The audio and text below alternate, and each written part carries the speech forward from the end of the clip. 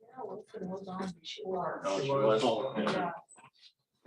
Looked like she was setting it up and then She disappeared. Might have to read this. I should have cleaned it.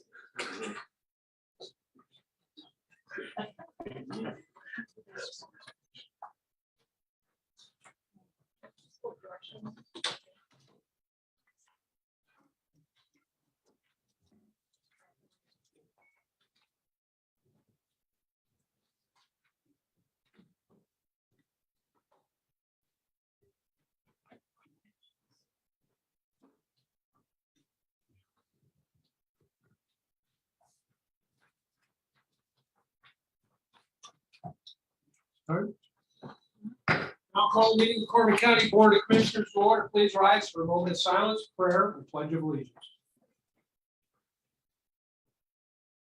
Oh God, thank you for the gift of this new day, and thank you for the blessings of this life.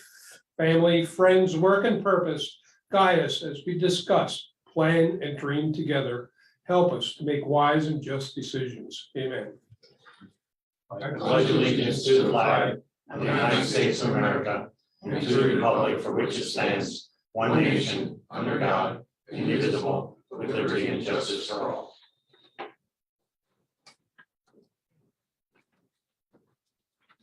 These proceedings are being recorded for the sole purpose of constituting the accuracy of written minutes. Tapes are reused, eliminating recorded records of these proceedings. Approval of the minutes of the previous meeting held May 12th, 2022. Move to approve. Second. Mr. Arner? Yes. Mr. Lukasevich? Yes. Mr. Notstein? Yes. Approval of the minutes of the public hearing meeting on the Act 167 Stormwater Management for Broadhead McMichael's 2006 and Toby Hanna 1997 plan was held on May 5th, 2022.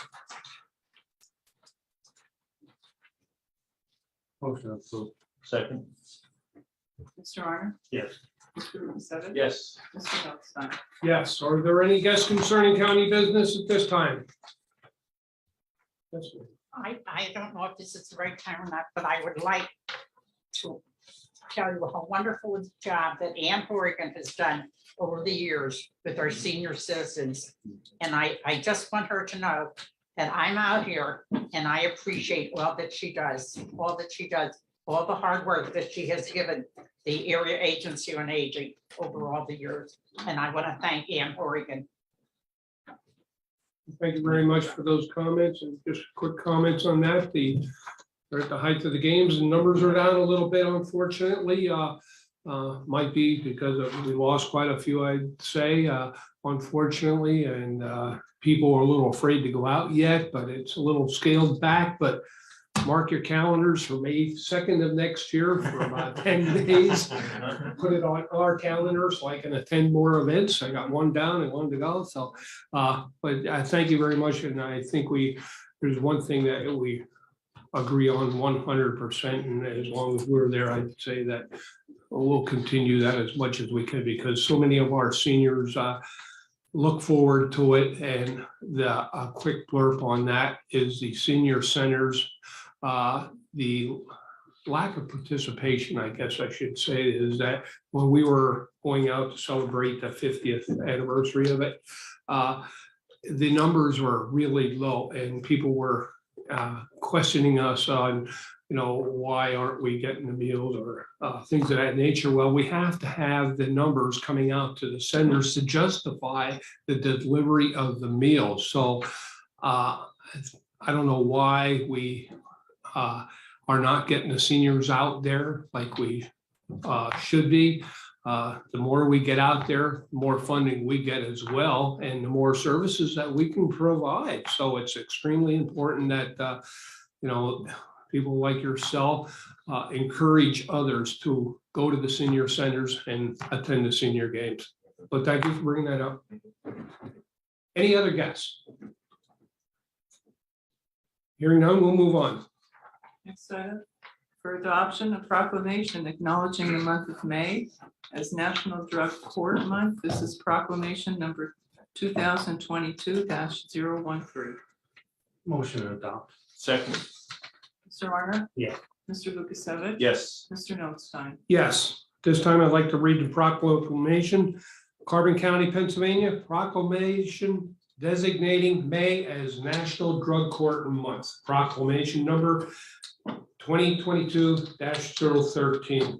Whereas treatment courts have been restoring lives and families for more than 3 decades, and whereas there are now nearly 4,000 treatment courts nationwide, and whereas Carbon County started a Veterans Treatment Court in January of 2017, and whereas the Carbon County started a Drug Treatment Court in January of 2019, and whereas treatment courts are the cornerstone of justice reform sweeping the nation, and whereas the treatment courts have served 1.5 million individuals, whereas they are now recognized as the most successful justice system intervention in our nation's history.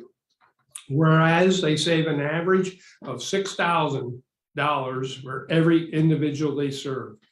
Whereas treatment courts significantly improve substance use disorder treatment outcomes, substantially reduce addiction and related criminal activity, and do so at less expense than any other criminal justice strategy. Whereas treatment courts improve education, employment, housing, and financial stability, promote family reunifications, reduce foster care placements, and increase the rate of addicted mothers delivering. Oh, wait, that doesn't sound right. Oh, okay. I'm sorry. Yeah, okay. Increase the rate of addicted mothers delivering babies who are fully drug-free. Whereas treatment courts demonstrate that when one person rises out of substance use and crime, we all rise.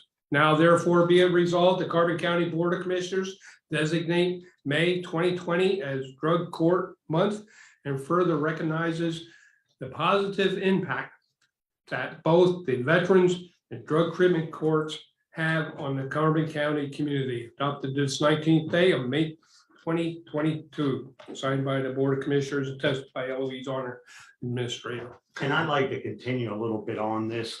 Last night I was at the graduation, and everybody was commending everybody on what they were doing. I mean, Judge Matika gave Rick a commendation for that. This wouldn't have happened without his guidance, and Rick has given guidance to all the staff. And I know that Rick is leaving, but I think the people that I see in that group will carry on what you have done and what you have brought to us.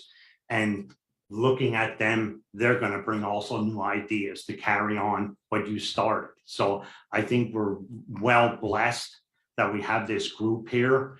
And I think one of the things here, like I talked to different counties, that some counties don't even have what we have. And we're a small county. And this is a national thing that we're doing here today. And I think Carbon County is a role model for what has to be done here.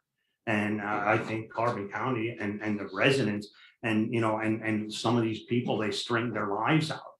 I mean, they want their kids back, them are good things to see. And when you see 7 people at a time doing that and it keeps continuing, I mean, this is what it's here for. I mean, we're here to help the people, but like I'm going back to it, Carbon County is a role model for this proclamation. So thank you very much for Rick and everybody that's involved in it and the people that are going to be here when you leave. So thank you. Rick, if I might add that, I think you realize that too often initiatives are based on personalities of the leaders. And a true leader is able to change a culture of an organization so that his impact is felt or her impact is felt far beyond after their departure. And I think you've developed a culture throughout the court system and within the county that will ensure the survivability, of the program well into the future. And I think that's a true testament to your leadership. So thank you. I'd like to add that because of you, Rick, you have done a tremendous job on grant writing and bringing the funding to Carbon County to provide all these programs. You have spent many, many hours above and beyond and have really, I don't know if we could even put a number on it, but it's several $100,000, if not millions of dollars that came into the system to provide these services because of your expertise and tenacity and writing all these grants. But we want to thank you for that. So if you will, if you'd like to come up and please talk about the. I'll bring up April, speaking of my team. Yes, it is a team method, effort. It takes, most people don't realize how many are on the board or committees that meet and discuss all the issues. Probably, what, 15, 20 people at minimum that are involved in each case as they go through the system and trying to get them the proper help. So if you want to talk about that. Yeah. Number one, thank you very much, all three of you. Actually tearing up a little bit, so we go right into the treatment court side. Why the treatment courts work, I think it's because that team. You know, when you anybody comes in any of our court sessions, and there are public sessions on Wednesdays, you'll see, you know, as the Commissioner mentioned, 20 individuals all working together, trying to come up with a plan and trying to help a person move through all their barriers, all their struggles. And that's truly the key here, is it's individualized. We identify what does that individual need, and then we work as a team to try to address those problems. Not everybody succeeds, but we try our hardest to make sure that we can, at the end of the day, sit there and say, we did our best. You look at the graduation last night. I mean, there were 7 individuals that have been in and out, not all of them, but many of them have been in and out of our prison system numerous times. You know, one of the individuals talking about coming into our court with 7 cases and how she overdosed and died and was brought back to life. And now she is sober, living a clean life, has a job, has children back in her life, has developed those relationships. All those things would not have happened if she didn't have the support and guidance of a treatment court. Now, I'm so proud that, you know, back in 2016, when the commissioners and the courts and we all got together and we said, hey, we can do this. And we started the Veterans Court back then. And then we already started seeing the success. And that's when the commissioners and again, the courts, we got together and we said, hey, we can do this now with the drug court. We can make it even better. You know, our capacity is at 50. Right now we have about 45, but we probably have 8, 10 applications in the pipeline. So we'll be at full capacity, even with the graduation last night, in the very near future. You know, this is what the courts can be and should be all about, is changing lives and making our communities better and safer. Either you, Rick, or April, do you want to mention or talk about all the different agencies that are involved in that team and trying to help these individuals out? Yep. I'm going to go off the top of my head and then April will fill in where I forget, because I'm sure I will miss someone. Of course, Judge Matika's leadership is huge. You know, this was a dream of his when he was running for judge. You know, we have Mike Greek, you know, the district attorney. We have the chief public defender, Paul Levy. You know, obviously have the staff from my office. But in addition to that, we also have Carbon Road Pike Drug and Alcohol has really invested a lot of their resources and their personnel to our team. We also have individuals from Carbon Road Pike Mental Health. Same thing, they've devoted numerous members of their team to our team. We also have individuals from Victim Resource Center, County Veterans Affairs. We also have the VA itself also provides support. And we also have someone from Pennsylvania Career Link who was also on the team. Did I miss anyone? Wow, that's it's a rarity. So it is, you know, a lot of people investing, you know, and a team investing into individuals and trying to make a difference. I know in the beginning of the program it was a hard sell because of the cost and the commitment of the county. But when you look at the long term and the outcomes, less people in the correctional facility, less people in adoption and the children and youth programs and all the way around. Yeah, we suffered a little bit of a setback with the COVID and everything else, but hopefully we'll be on the right track again and keep people out of the system. And I know I've said this many times, there's no way you can put a dollar figure on this type of change. People go quickly to jail beds, and I know we talked about, what does that actually cost is. But really, when you start looking about the impact on lives and on systems, on communities, that's where you can't put a dollar figure on any of that stuff. I know the proclamation talks about, I believe, $6,000. In my mind, it's $1 million, $10 million per person. How do you put a dollar figure on a person's life? Exactly. All right. Yep. Thank you so much. I'm sure April get it. Yeah. I'm No, 50 they're cents. Thank you. Thank you. Yes, well, she does all for clarity, they do all the work. I just sit behind. Right. All right, thank you. Thank you, Rick.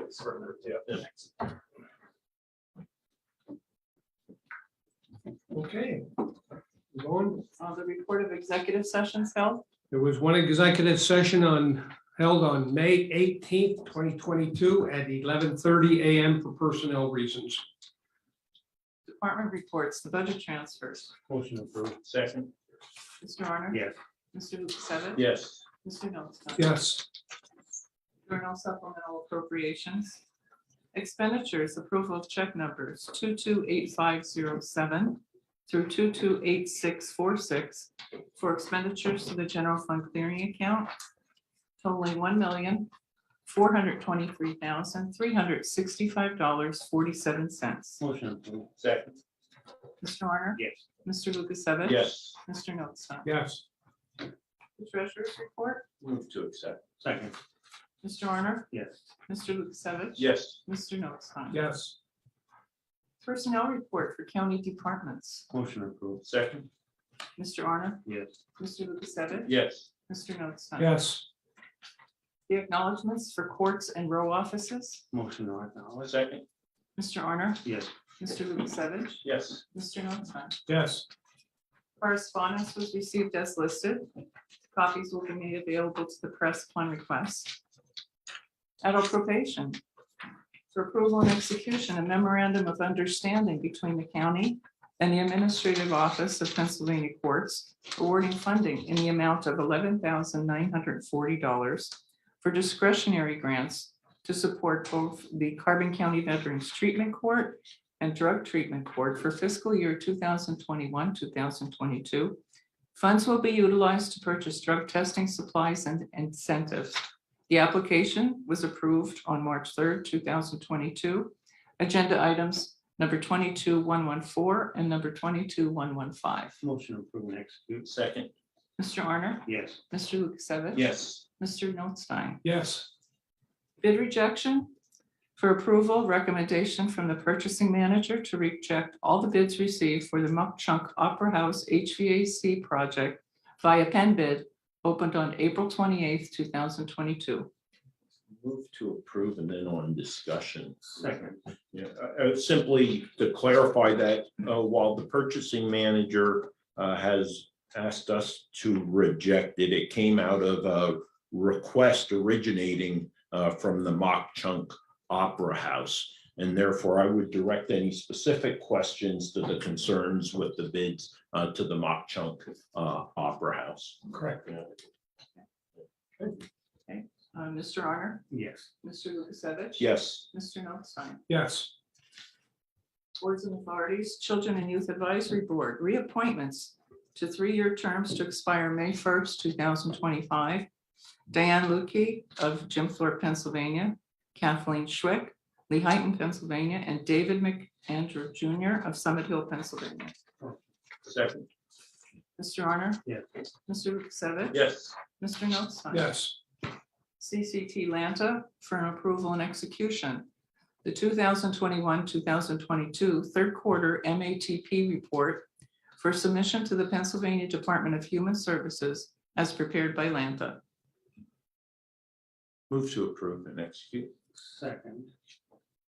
Mr. Honor? Yes. Mr. Lukasevich? Yes. Mr. Notstein? yes, The Loss Prevention Grant for approval and execution. Authorize the submission of an application to the Pennsylvania County's Risk Pool for the 2021-2022 Loss Prevention Grant to purchase 11 ballistic vests to be used by the correctional facility staff when transporting inmates outside of the facility. Total cost $7,524 plus shipping. Move to approve and execute. Second. Mr. Honor? Yes. Mr. Lukasevich? Yes. Mr. Notstein? yes, Planning and Development, change order number 2, Weissport Borough for approval and execution. Change order number 2, extending the completion date to the contract with Barker and Barker Paving Excavating of Bethlehem, Pennsylvania for the Water Street improvements, Bridge Street, Weissport Borough, fiscal year 2017, due to supply chain issues and PennDOT permitting and approval process. The new contract deadline will be July 25th, 2022. Motion to approve and execute. Second. Mr. Honor? Yes. Mr. Lukasevich? Yes. Mr. Notstein? yes, The solicitors report? Thank you. Seeking a motion for ratification of approval of a banner request that was received by the county from the Bach and Hondo Chorale for their spring concert at St. Mark's Episcopal Church on May 21st, 2022, with the banner to be placed at the train station from May 16th of 2022 until May 22nd of 2022. Motion to ratify. Second. Mr. Honor? Yes. Mr. Lukasevich? Yes. Mr. Notstein? yes, Seeking approval and execution of the form of worker protection and investment certification pursuant to the Governor's Executive Order 2021-6. Motion approved. Second. Mr. Honor? Yes. Mr. Lukasevich? Yes. Mr. Notstein? yes, And for the 525 Iron Street project, for approval and execution of an agreement with Boyle Construction Management of Allentown, Pennsylvania, to provide professional construction management services for the Carbon County 525 Iron Street project to include architectural, mechanical, electrical, and plumbing as follows. Boyle Construction, $239,000 plus time and material on any additional services. MKSD Architects in the amount of $48,400, and Snyder Hoffman Associates in the amount of $25,700. Motion approved. Second on discussion, and it's a question for the solicitor. Bob, are we sufficiently protected? We are having an opportunity to show how well we can work with the Planning Commission in Lehighton. Are we sufficiently protected? Should we run into obstacles where the Planning Commission does not approve our ultimate response to them in this contract? Well, there is a pending application for a special use exception before the Lehighton Zoning Hearing Board. Right. I'm reasonably confident in our position, but I certainly can't make any guarantees. Yeah. But I think it's a reasonable use of the, so, and this was not a change of use from a residential property Right. to a commercial property. It's always been used for a commercial use, so Right. I'm reasonably confident in our position. I'm just concerned that we're encumbering ourselves in the county for this amount based upon a planning assumption that the approval will take place. I think we've had some good discussion that shows, I think we can accommodate and make adjustments for that. But does this contract allow us a contingency should we not get the permission from the Borough of Lehighton that we won't be encumbered for this full amount, eventually having to pay it? As written, there is no such contingency in the contract.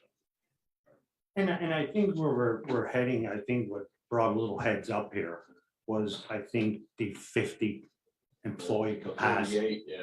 And that was our the goal that we wanted to reach. And I think when I started here, we had 34 employees and now we have 26 that it's going down. And I think the reason for the solicitor, I mean, their solicitor is going to bring everything up that they should be bringing to the board. And I think our presentation has to get off of that 50 employees in there, because we will never have the 50 employees.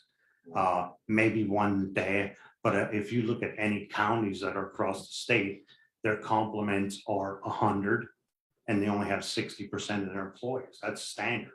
And where I think where we came to that 60 or that what was it, 48, the amount, that was a recommendation from the state. You know, the state is telling us that we should have 48 people, you know, and like I said, all the way across the state has been telling them people they need 100. Some departments need 150, and the average is they only have 60%, you know, that it is. So I think that's what raised the awareness of the solicitor from them, that there was too many people in the building maybe for what the parking was. And I think when we assessed it, the parking is at like 34, but there's other lines that would be made on the parking lot, which were never continued. And I think from Boyle, they were telling us that they could probably get up to 50, you know, 45, close to 50 parking spots, which is what I think what they're looking for. So I think it's pretty good. I mean, it was there. I mean, you never know what a board says. And I don't know if whatever Mr. Lukasevich is looking for, there's always something that, and I think it is over the cases that they have. And there's only like 2 days out of the month that they have hearings there on the average. And if it doesn't pass, then we have the hearings up here in the courthouse. It's a very easy, simple fix. I mean, our caseworkers are driving all over, you know, they're going to Weatherly. They're going to Palmerton, you know, they're going all over. Like everybody thinks that it's court cases. Court cases are held in the courthouse or the magistrate. You know, I think they're mixing hearings up with what's going to be in there. And like I said, the latest stats that the director gave me, and I showed them to you, Bob, that it's only 2.5 days out of the whole month that they're using that for a hearing room. The other days it's for training, which we want to get. We want to get training for our staff that we can be more efficient. And if it gets to the capacity that we do get that far, we're working on work from home policies. There's things that we can use technology to overcome that. Yes, and this does not have to do with the application for the special use itself. I believe that we can meet all the criteria for that. It has to do with the ancillary issue that was raised by the planning commission as to parking concerns, which is always a concern in Lehigh and throughout Hartman County of any kind of commercial development. But again, as you said, Rocky, I think it relates back to the specification of up to 48 employees there. It's not going to be 48 employees. I think that we can address that issue with the zoning hearing board, and if we need to exceed the number of employees that we will actually need, and there are parking issues, we could ask for conditional approval on that basis. I'm confident going forward. I'll take the vote. Mr. Arner? Yes. Mr. Lukasevich? No. Mr. Notstein? Yes. Any further business? And no further business, I want to announce the cancellation of the Railroad Commission meeting for Tuesday, the 24th at 1:30 p.m. Commissioners reports, Mr. Arner? I think I gave mine already. Mr. Lukasevich? Yeah, just mentioned to the press, I would recommend getting a copy of the Bureau of Farmland Preservation 2021 annual report.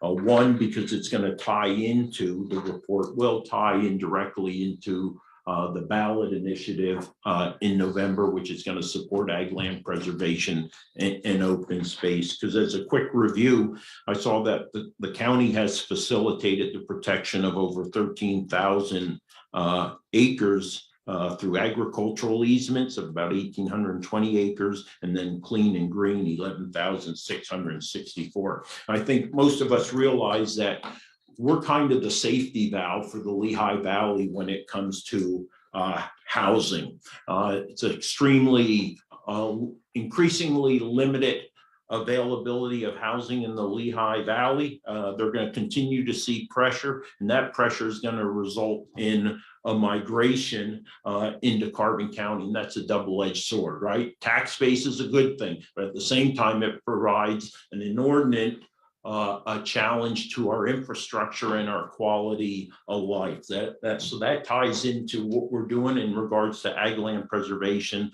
and open space protection. It's going to be a challenge to find the right mix between economic development and our quality of life. But again, this report helps feeds into that conversation that we have to have moving forward. That's all I have. I'd like to add on to that a little bit. At the Economic Summit sponsored last Friday by the East Stroudsburg University, with Wayne, Pike, Monroe, and Carbon County all participating. And every county talked about open space and the preservation of land and what they're doing to try to preserve it, especially with the possibility of the extended rail line coming into Scranton, and who knows when. You know, if that ever materializes, but it does look like it will occur eventually. So all four counties have great concern over that. And if you remember, we testified at the hearings with the water withdrawal for the Francis Boulder Dam.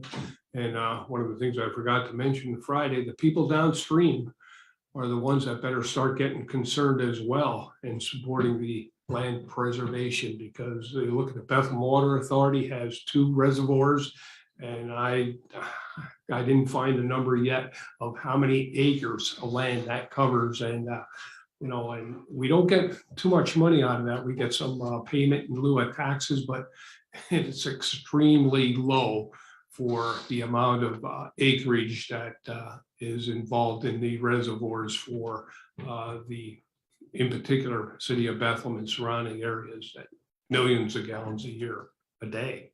So it should be of great concern to the people downstream. And I know none of those people attended that hearing on Francis Boulder Dam. That's all I have today. We'll adjourn the meeting, and if the news media would ask has any questions before we go into retirement. We do have a guest today, Sarah Wilson from Marquette will be joining us. So, Amy. May I just have copies, please, of the proclamation as well as the correspondence section? Of course. And yeah, you can just email me. Kelly, nothing? What's the question that's going to be on the November? Marquette, one of our investment advisor.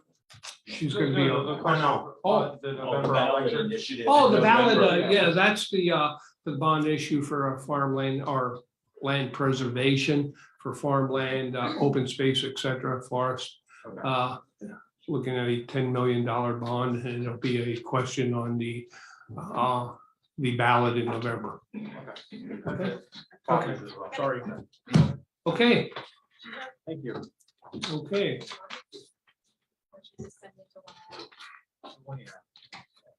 Okay. Right, ready? Okay, this time I'll call a monthly meeting of the Carbon County Retirement Board to order, and I'll turn it over to our secretary, controller, Mark Sverchek. Thank you, Mr. Chairman, and good morning to everyone. Morning. Start with the approval of the minutes of the previous meeting held April 21st, 2022. Motion approved. Second. Mr. Sverchek, yes. Mr. Zelinka, Mr. Honor, Yes. Mr. Lukasevich, Yes. Mr. Notstein. Yes. Thank you. Guests concerning retirement board business, we do have Sarah Wilson of Marquette joining us shortly here, and I see that she is on Zoom. Can you hear us, Sarah? I can. Good morning, everyone. Wonderful, great, good morning, thank you. Next is report of executive sessions, there weren't any held. The next is ratify of the warrant, that is checks number 40802 to 40808, and direct deposit numbers 7016714 to 7017116 for the month of April. Second. Thank you, Mr. Spurcheck, yes, Mr. Zelinka. Yes.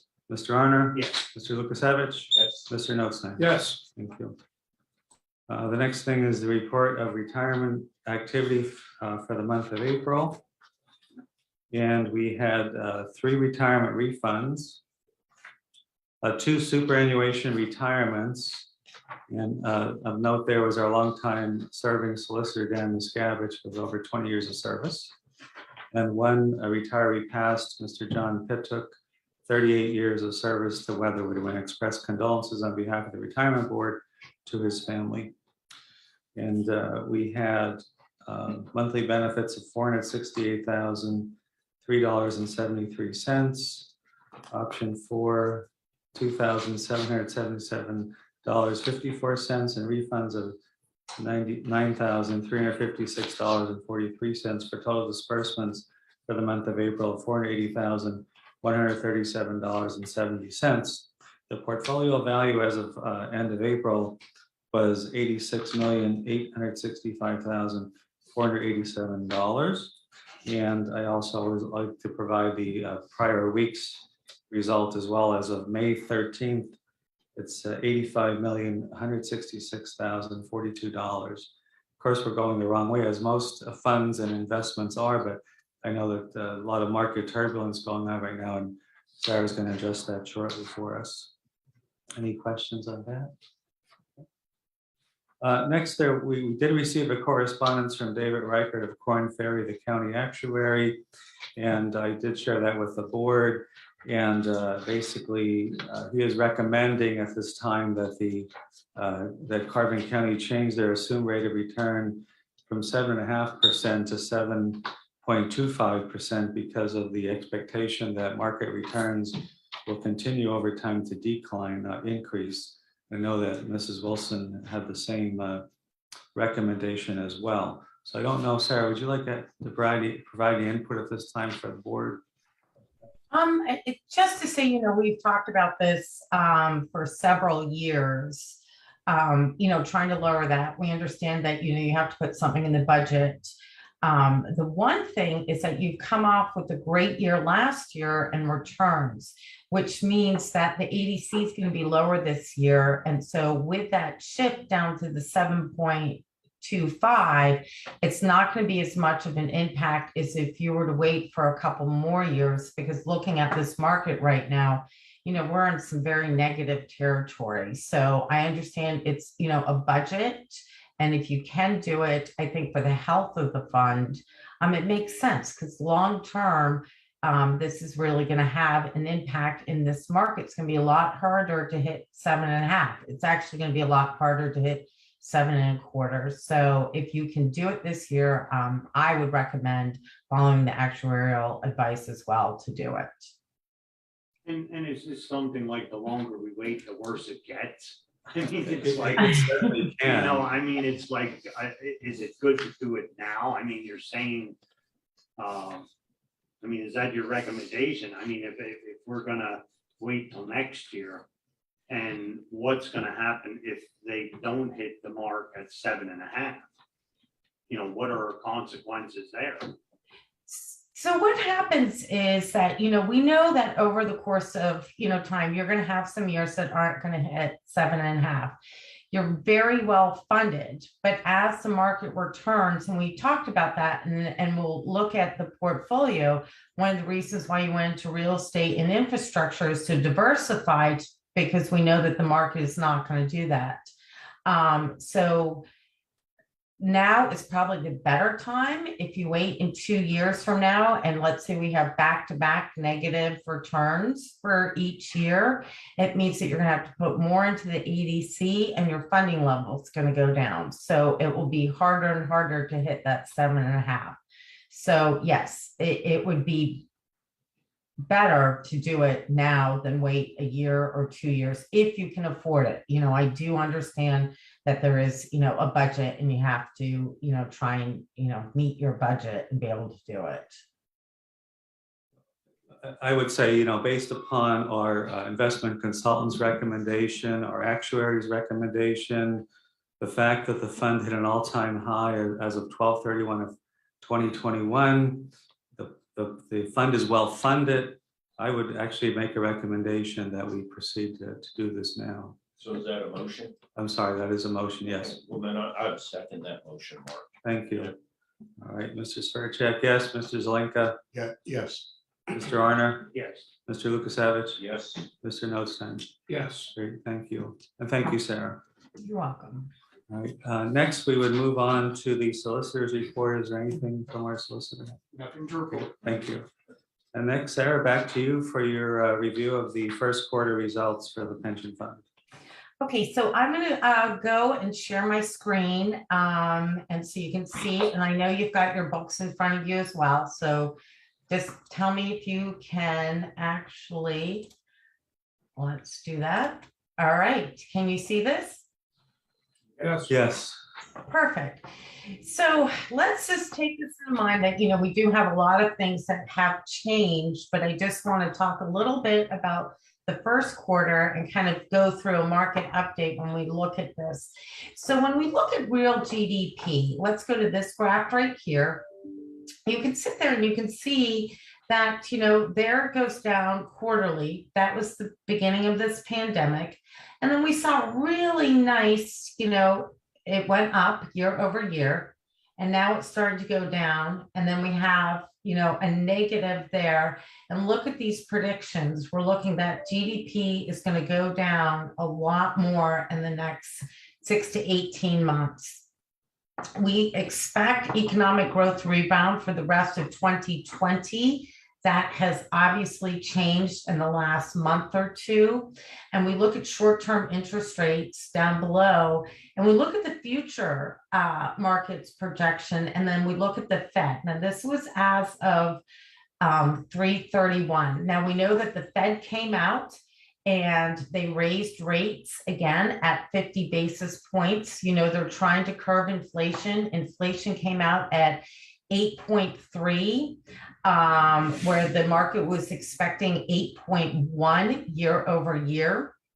And the Fed has really continued to say, look, we're going to continue this. We're going to continue to fight inflation. And we know the adverse effects it has on the stock market. And they are basically saying that we're comfortable with this going forward. Some people believe that they're going to go 75 basis points. That was the talk. I think right now we're going to look at 50 basis points, but we are going to look that they are going to continue to do this for the next 6 meetings there going on there. Let's go to, let's go page down. So we look at yield spreads, we look at consumer confidence. One of the things that came out this week in consumer confidence, for the first time, consumer discretionary is down due to Target and Walmart came out. People are having less money to buy. They're going just buying the basics. TV sales were down. We look at what's happening with that, and we look at the key is whether the Fed can engineer a soft landing, leaving the economy in a mid-cycle slowdown, or whether the actions may tip the economy into a recession over the next couple of years. Right now, we're kind of on the sidelines. We have been looking what the market's done. This week, especially yesterday, was a very hard day in the market. We want to go down to the global economy, and that's on page 12. And I think this is really interesting because we look at global and we'll talk about how that's affected some performance. Now, we know that, the Russian invasion of Ukraine and the spiking energy costs, I'm sure everybody is feeling that. They're saying that we're looking at going close to $5 a gallon. Last year, the average consumer spent $2,800 for gas for a year. This year, they're going to look at it may top to $5,500. So when we look at the consumer confidence, we put this graph in here, You can see the European confidence. So look that, that was March, that was the pandemic. Then, it went up. We kind of saw relief from the pandemic, and then it's gone down again. And then we put in the China PMI composite. And so the first graph is every 2 years. You're kind of looking at the span. I thought it was important to go look at this. This is quarterly. So we go down, it dipped in March, obviously, went up, then it's dipped again, and now it's dipping as well. So we look at that China has had the zero COVID policy, which actually, in fact, has not really been working for them. We look that they are a leading exporting, and so that has had a lot to do with shortages.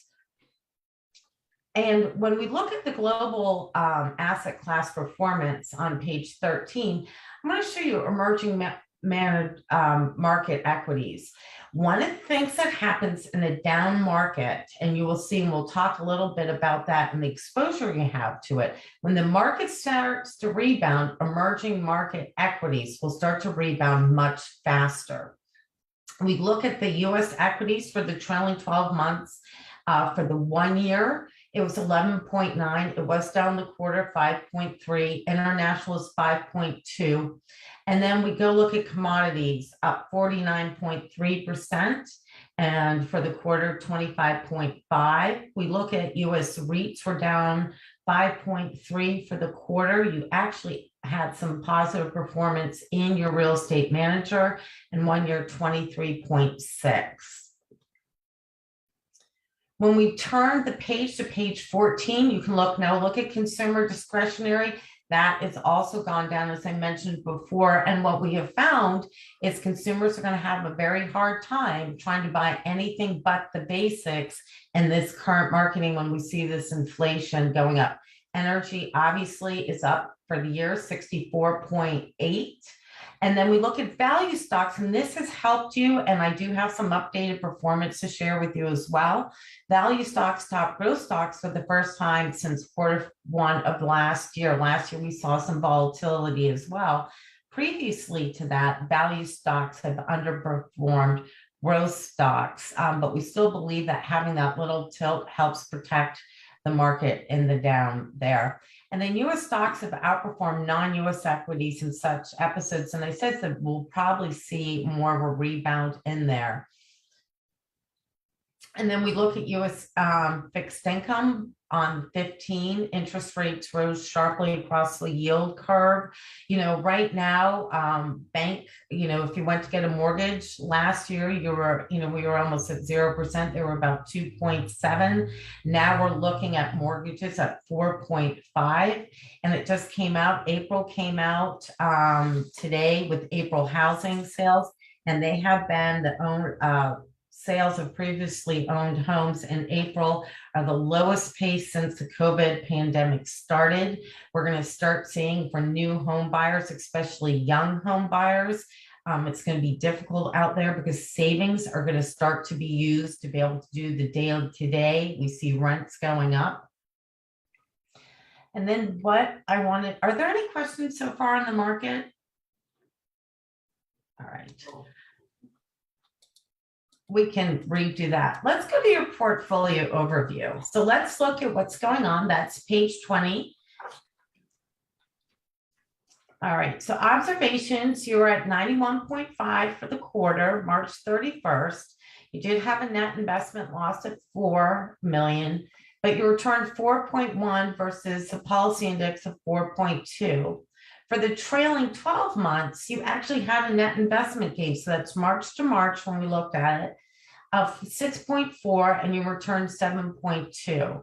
Since inception, and I think this is important, you've had an annualized return of 8.3 and a net investment gain of 44.4 million. And that's since we have taken over as consultants.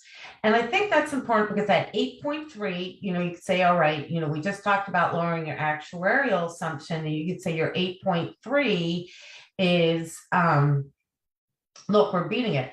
That number is extremely different as of the close of April. So we'll be able to look at that. You had positive attribution from the global equity managed Dodge and Cox. You use equity composite. And as I talked, we had some underperformance from your non-US equities and the emerging markets overweight with non-US equities. And the reason we do that, as I had said, is emerging markets tend to go back up. So when we're looking at this market starting to rebound, when that is, I don't know, that is actually going to help you. And then here's something that you have done very well. You went and diversified into that real estate. It had a 7% return for the quarter. So it was positive when everything else was down negative. And for the trailing 12 months, you had a return of 27.6. Remember when we were looking at COVID, when COVID came on, real estate really struggled. Your managers have made a lot of changes in their portfolio, in that real estate portfolio, and that has really benefited you. And we'll go look at what the managers have done. We did fund infrastructure, so we'll talk a little bit about that. And then next time I'm out, which will be in June, we want to go look at your investment policy statement, just kind of update it and make sure that's where, just to have a discussion and talk about your asset allocation. So we actually want to go now down. Let's turn the page. We're going to look at that for 3 years. You've done 11.6. For 5 years, you've analyzed 9.8. You're well within your policy targets. And then I'm going to scroll through here so we can look at what your managers did. And that's at the end of this tab if you want to turn to it. And so we'll just scroll real quickly. All right. So we're now on page 38. So year to date, you did minus 4.1 versus 4.2. We had some good performance from your Dodge and Cox. Look at that. Your global equity did 2.3 versus a negative 1.0. So it was positive when the market was down, and they've actually got a 5-year return annualized of 9.8. We did put you into AB Global Core Equity Portfolio. That has not had a full year. We are not concerned about that. And artists, you say, well, they're really off mark. And an up market, they actually do very, very well. We reposition the portfolio and we're comfortable with it. MFS low volatility for the year did 10.8 versus 8.6. And then we go look at your non-US equity composite. Look at Schroders. Schroders was positive when the market was down. For the year did 5.3 versus 3.1. Fidelity Total International Index, it's just the index of what it's going to do. And then we actually made some changes. We put in Wellington emerging market opportunities, and we put in Harding Lover. I think you're really going to start seeing that diversification in this. It's going to take a little bit of time. You can look at that for the 2 months that it was out, but but that is just a very short time period. We really like these managers there. You can see we've done infrastructure. So Morgan Stanley, you can see, first of all, for 3 years, it's done 11.3. You put it in October, it's annualized at 10.7 versus the bench of 9.6. And this is has given you some very nice returns. We know that we're using that actually as income. And remember, we diversified out of fixed, and we'll talk a little bit about the fixed income on the next page. You can see since January going into infrastructure, you've done 6.7%. So that was a good diversification as well. Fixed income. Well, you've got, we've made some changes to the fixed income. We'll talk a little bit about that. C.S. has done well for you in the trailing 1 year. They've done negative 4.1 versus 4.2. And then we look at your fixed income composites done negative 3.9 versus 4.2. Interestingly enough, in April, fixed income and equities were down 13%. Fixed income was down 10%. That is the first time it's happened. It's only happened 3 times historically. Are there any questions on the first quarter? All right. I do have a question. Sure. I think our diversification is certainly helping, and I think so is OCIO. And I just was wondering if you could just briefly discuss about the fact that the county went to OCIO, and if we didn't have gone to OCIO with this market turbulence recently, maybe perhaps how much worse it would have been. So what I'm going to do is actually, then I'm going to jump because I think I want to show you. So let me do this. Can everybody see that new page on the screen? You're still on 40. Okay, let me go. Let me go share this one. Okay. All right. Okay, let's get out of that and let's go. We're going to go back to sharing screens, share screen, and we are going to go to this. All right, can you see this one now? Yes. Okay, I think this really talks about OCIO. It talks about a little bit of the why this made a difference. This was as of May 13th, you can see the values at 85.16. The most important thing that we have had the ability to do is to move around in this portfolio with your set investment policy and your asset allocation. So the one thing that we did was we took some money, we made sure that you were in line, you were a little bit overweighted in your property fund, your infrastructure fund. We took 100,000 out, and below we made a decision. We looked at what was happening in this fixed income market and how these managers were all working around your active manager, C.S. McKee. And we went into the aggregate core plus. We feel like that is a better position to be in. And so we made those trades. We took a little bit out of, and then we took money out of the Fidelity US Bond Index. And then we put money back into the market. And you can say, well, why are you putting money back in? We always want to make sure that you're within your allocation, your target. So you actually ended up buying back in at a lower rate. If we had to come back to you at this meeting, you would have to approve that. It would have waited another, month possibly in doing a meeting. So this is where OCIO has really helped you, that we're able to make asset allocation, make sure that you're at target, make manager changes, and be able to work within your investment policy, but also be active in this type of market. Are there any questions? Any additional questions? All right, so what I would like to share with you too is we're going to get out of this and then we'll go back to sharing screen and we'll go to the next screen. All right.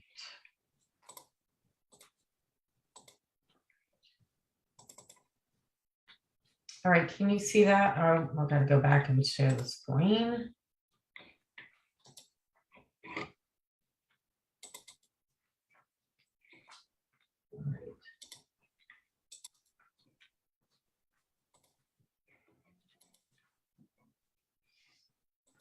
All right, I'll just speak to this because for some reason it will not let me share my screen with you. Right.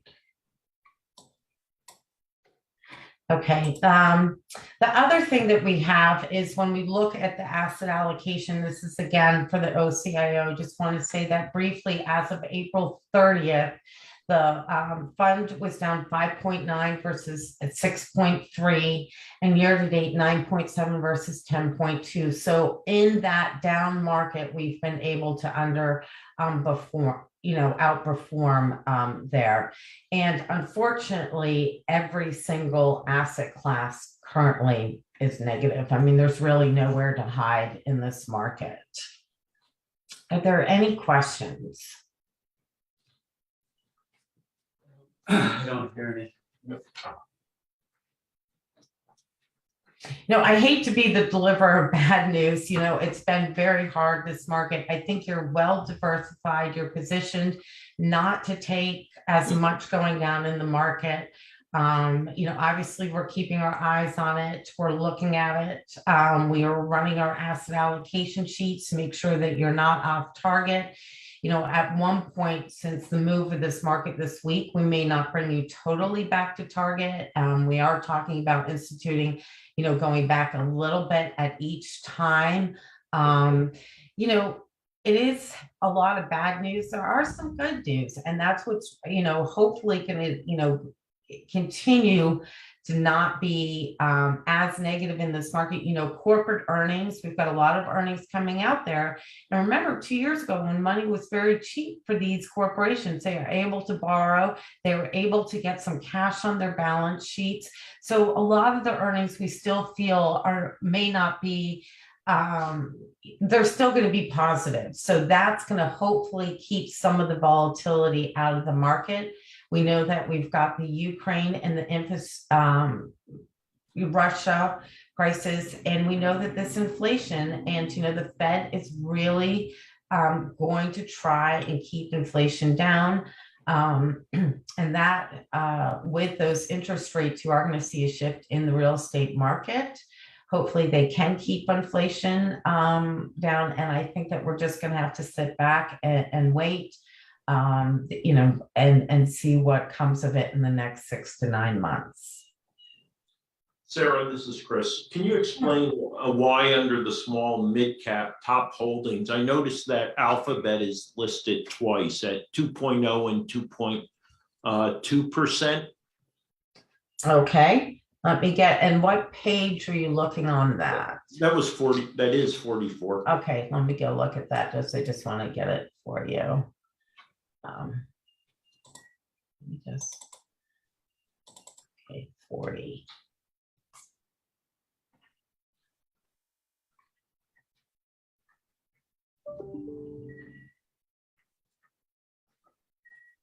You're on page 44.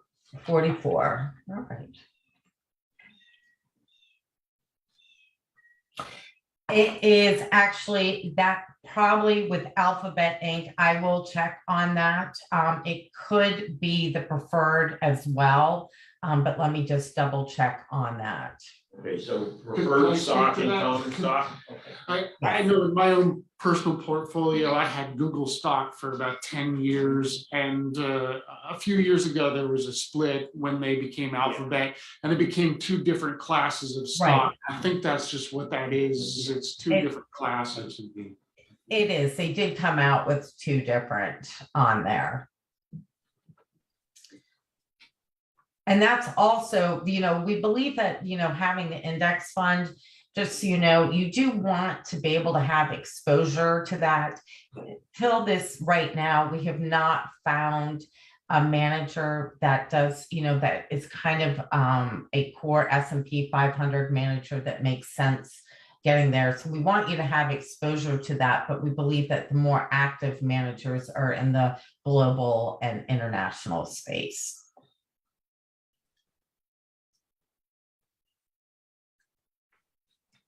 Are there any other questions on the market? No, this is Wayne, and I would just say that everything considered, I think we're lucky to be where we're at right now in our investment. Fortunately, we are well ahead of a lot of other counties in our portfolio. So, yeah, although we're all down and not happy with it, but I think we're still doing good. I think you have, and I really credit the board. You made some great changes in the last 2 years, and that has really helped you. And I'm sure, talking to some of your counterparts, they're not looking as well as you are. And, we knew there was going to be some rough times ahead of us. I think that was one of the reasons why you chose to go into OCIO. And I think this diversification, infrastructure, real estate, and even with your global managers, I think you're a well-diversified portfolio. So, I commend the board on doing it, because I think it is really down the road. You're going to look past at this and say, 2022, was not a great year, but we did a lot better than a lot of other counties in, in our position.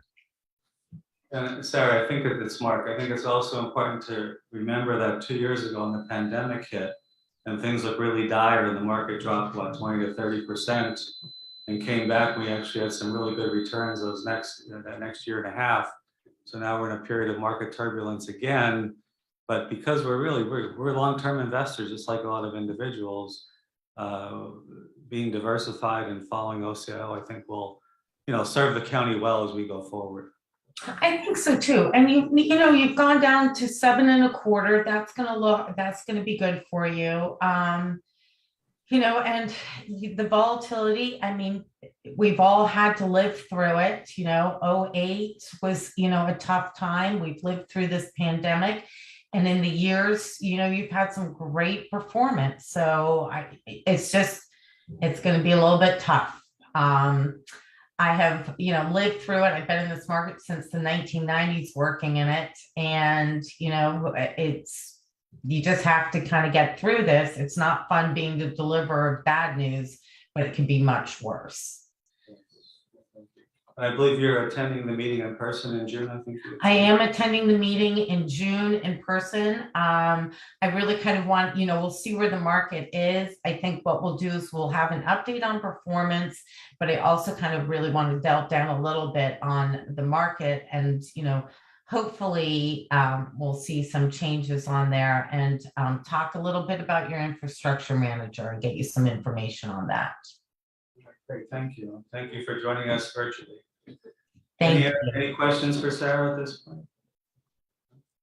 Thank you. All right, then we'll move on to new business. Anything for new business for the retirement board? Hearing none. Any old business to review? None. Any further business? If not, Mr. Chairman. Meeting adjourned. Thank you. News media. Okay. Dean, do you have any questions to report?